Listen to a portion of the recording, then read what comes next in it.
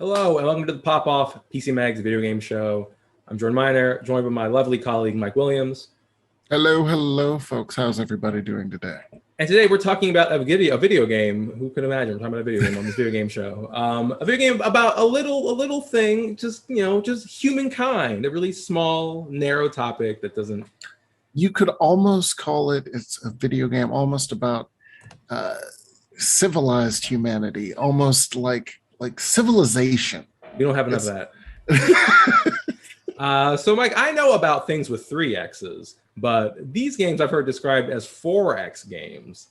What is this game? What is Humankind? The video game, not just the larger philosophical concept. Humankind is essentially the Amplitude Studios shot at civilization.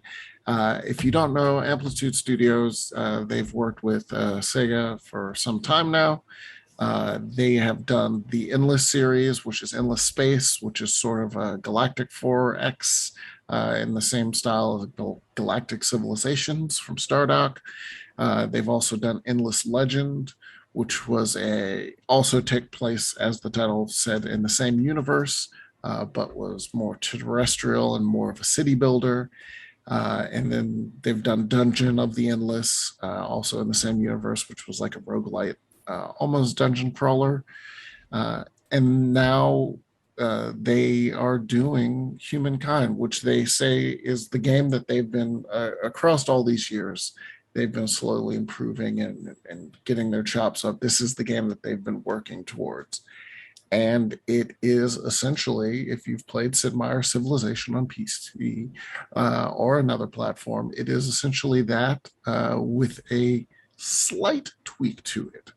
And the tweak is, instead of in Civ, when you start, you pick a civilization, say you're the Americans or the Mayans, and then you guide that civilization throughout each era, starting in the ancient era, medieval, Renaissance, industrial, so on and so forth, and sort of your civilization leader bleeds through each era, changing over time. The way Humankind works is, as you get to so you start off with the tribal era with just a regular generic tribe. When you get to the first era in the game, you are given a choice of 10 different civilizations. And real like from history. Yeah, okay. From history that represent that particular era in history. So like, I think the first 10 includes the Hittites and the Babylonians and stuff like that. And each of those 10 has their own specific focus, their own unique building style, and their own unique, monument and unit. And then as you move to the next era, what happens is there's another 10 civilizations also representing that next era. And as you jump through the things, by the time you get to sort of quote unquote the end game, your overall civilization is a mix of all of the choices that you've chosen beforehand. So you might start the magic of it is allows you to sort of tailor your current civilization to what you're trying to do. You might start with more of a sci-fi based civilization in one era, and then sort of you get to the next one, you're like, well, I need to beef up my military, so you pick a more like the Romans or something. So it sounds like that you're able to make significant choices, but are still kind of beholden to those past choices in a big way, as they kind of stack on top of each other. Right, because all of those previous like perks carry forward, your previous unit styles carry forward, and it's also reflected in not as much gameplay one as a aesthetic one, because your cities reflect some of your past. Like the general city will change to reflect your current civilization, but you'll also have buildings that were from the previous Got it. civilization choice. So you can, it's kind of like how in real life you can see like like old influence of like other cultures on like modern architecture. Right. Yeah, that's really Right. cool. Yeah. So it's a very different style instead of just picking like, oh, I'm the Japanese, and the Japanese are trade focused, so I'm going to be trade focused for this entire game. You can sort of build on a thing. Let's say if you're science focused, you can pick all of the science cultures through the line and sort of build out just that one focus. The trick that is currently in there is that um, only one person can pick a culture in a game.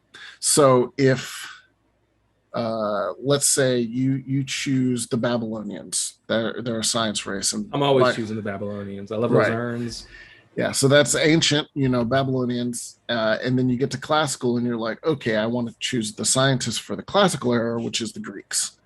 Then sometimes what you'll find is the AI got there first, and they picked the Greeks already, so you have to pick something else.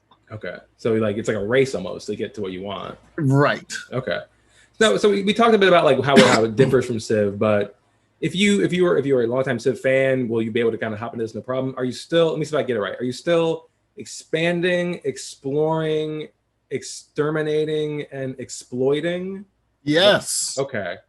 Yes, you are still doing those things. Another fairly major change, which is sort of related to there, is the way Civ works. Is you drop a city down, and then you expand the influence of that city outwards. And so you can drop as many cities within a certain, space of each other, and sort of build this base of influence that expands outwards. Humankind is territory based, so the territories are already carved out on the map. Okay. And when you drop an outpost in a territory, you claim it. You claim the entire territory for yourself, and then you can upgrade that outpost into a city. So you're controlling huge swaths of territory, but that also means that if someone comes in, like if you take a city, you're taking that entire territory and everything that has sort of been built on it. So you can kind of like, it seems like a big swings between you get a lot and then you lose a lot. Okay. Yeah. Like you can. I in one game I was playing more aggressively, and I just started just tearing up my nearest neighbor, just taking city after city after and they were done. It was sad. Usually I like to do influence banning, but yeah, there's a lot of big swings, but it also means that you don't have to worry about placing cities as close as possible, and not having any connection between cities or anything like that. It helps a lot, and also it allows you to you can have fewer cities because you're controlling this entire chunk of land. It almost kind of makes it sound more like a board game, a little bit closer. Yeah. Okay. It is a lot closer to a board game. I like it. You still have to worry about within that territory where you're placing the city, because it still has the same, your city plot gains bonuses from the adjacent land. And, say you're next to a river, you're going to get more food from that. You're next to a mountain, you're going to get more industry from that. So you have to know exactly where within that territory you're placing it. But a lot of times, like in the early game, you're just looking like, what's in this territory? Okay, there's a wonder there. There's a luxury over there. I'm going to take this territory and then take like the next 2 or 3 next to it. I mean, that's the whole thing with all these games. When you get into this mindset of like, oh, if I had this mindset in real life, I would be perpetuating some bad things throughout the history. But it's okay. It's a video game. We can act out all these bad impulses in a safe digital space. So you mentioned that the developers kind of described this as they've been working up to get to this kind of game.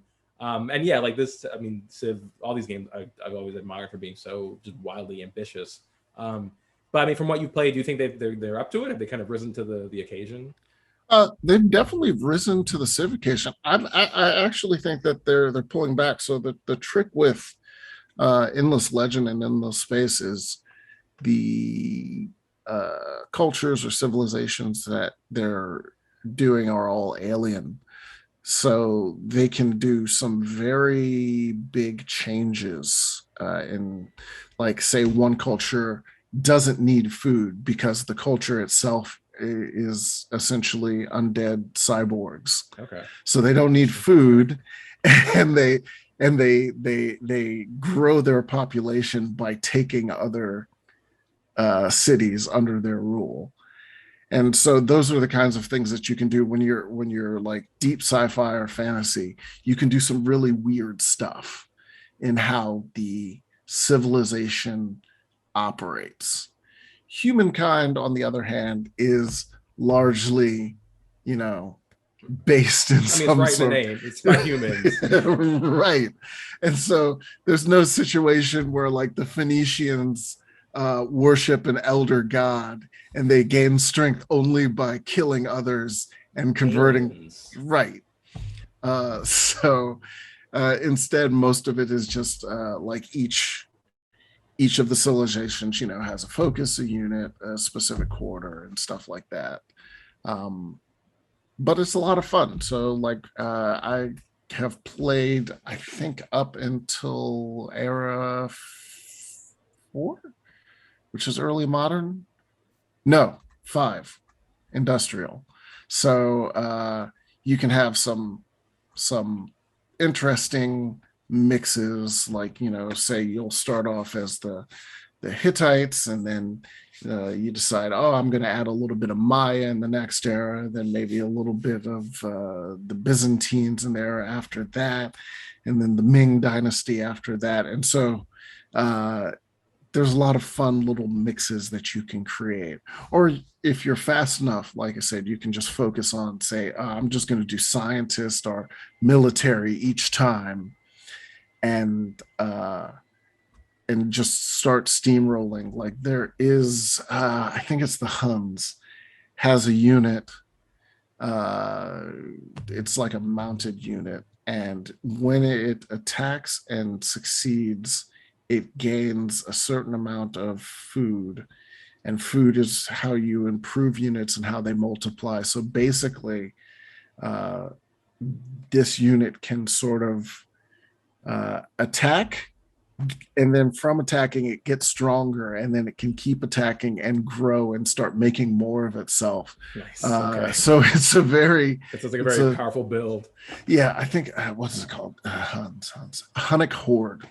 Okay. And it just grows on itself. And I don't know if they've changed it since I wrote the preview, but well, now if we said it out loud on this show. Yeah, the Hunnic Horde is a little bit broken. But if you're thinking militarily, it's a lot of fun. So because the show has continuity now, I want to reference, we did an older episode about sim games, kind of best and weirdest sim games. Do you think, like with stuff like this, do you think there's going to be more, I guess, like competition in the space of like coming after Civ and Civ type games? Or yes, so there's another game out there also at this time called Old World or New World? No, Old World. Right, New World is the Amazon thing. Yeah, it's the Amazon MMO. Old World, which is from Civilization 4 lead designer Soren Johnson. Like he broke off onto his own thing. And the trick with Old World, the spin on that, is that your character, almost Civ Crusader King style, ages and has children. Oh, and, Old World. Yes. Yeah. So you're on a beach the whole time. Oh no, not the Shyamalan meme.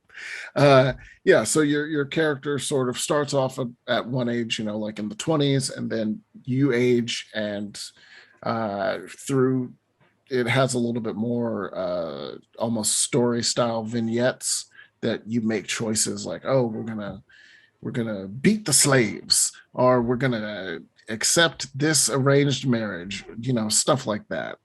There are more of those choices. And then, as you get married, then you have kids. The kids age, and eventually your character dies, and then one of the kids becomes the next heir, and that becomes your character, and then that keeps moving forward. Got it. So like Rogue Legacy kind of did that. Yeah, so it's more of a bigger scale, obviously. Yeah, so as the civilization is improving, your genealogy determines where your game is going. Cool. So it sounds like it's going to be an exciting time to be into this genre. Any last things you think people should know about Humankind? Humankind is a lot of fun, and at the moment, it's going to be a while before there's another civilization coming. And actually, I think in response to some of this incoming competition, the developers at Firaxis have started actually releasing way after the fact more Civilization DLC. Right, like they had that climate change one not that long ago, I think. Yeah, so they've started adding a couple more civs just to be like, hey, we're still here. Don't forget about your old buddy Sid. Like, please love us. But Humankind is an interesting spin on it, and even Old World is an interesting spin on it. And I think they're all pretty fantastic games. Cool. So Humankind is out August 17th. People can read your preview on PC Mag right now. Cool. Mike, thanks for joining us. Thank you for having me to talk about Humankind and civilization and really morals and ethics. We do live in a society. It's true. Right. Let's only take 2 of those X's and let's not exploit or exterminate anymore. No. Very, very fitting message to end us on. That's great. All right. So we'll talk to you next time.